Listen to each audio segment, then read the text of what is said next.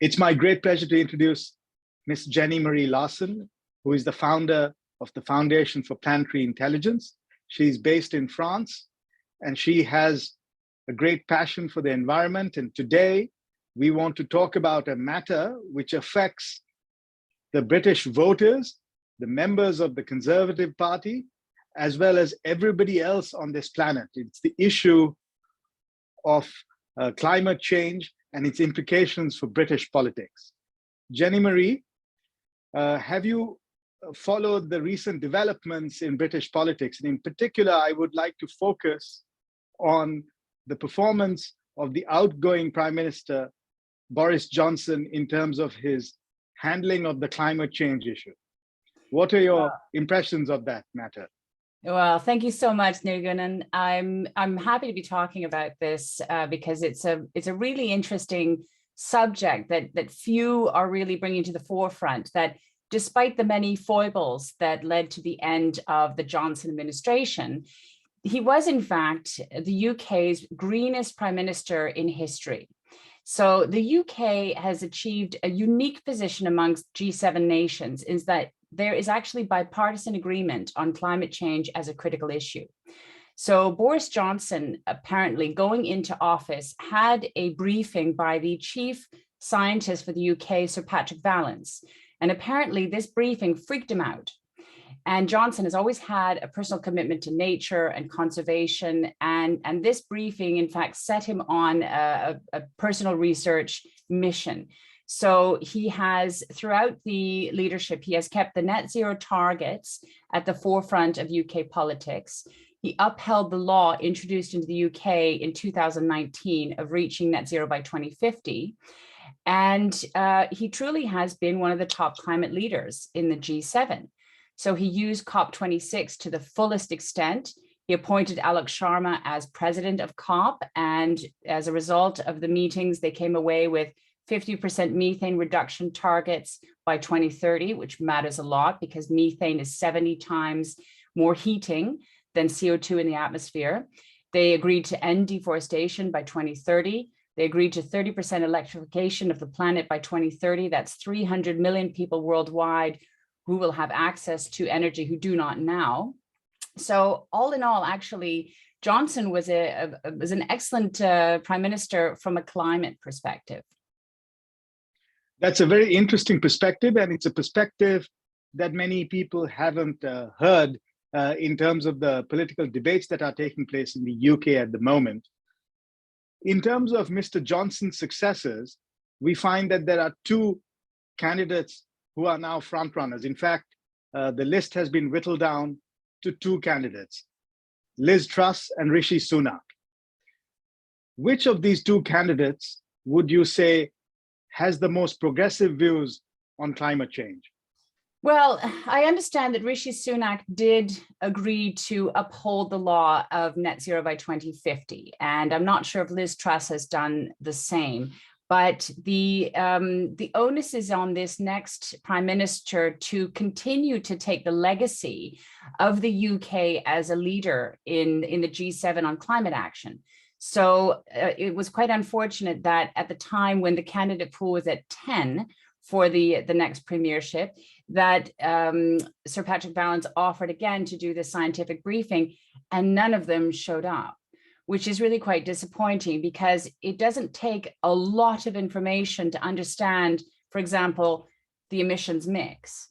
And it's very easy without doing your homework to focus on things like eat less meat, important, travel less by plane, important, but really not more than 2% of the energy mix or the emissions mix, or driving electric vehicles, also important, but not that important, less than 5% of the emissions mix. So it is the onus of an incoming leader to actually do the homework on an issue that is facing everyone in their population and everyone worldwide.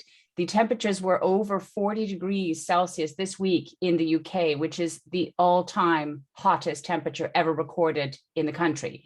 And there were tarmacs that were shut down at Luton Airport because it was beginning to melt.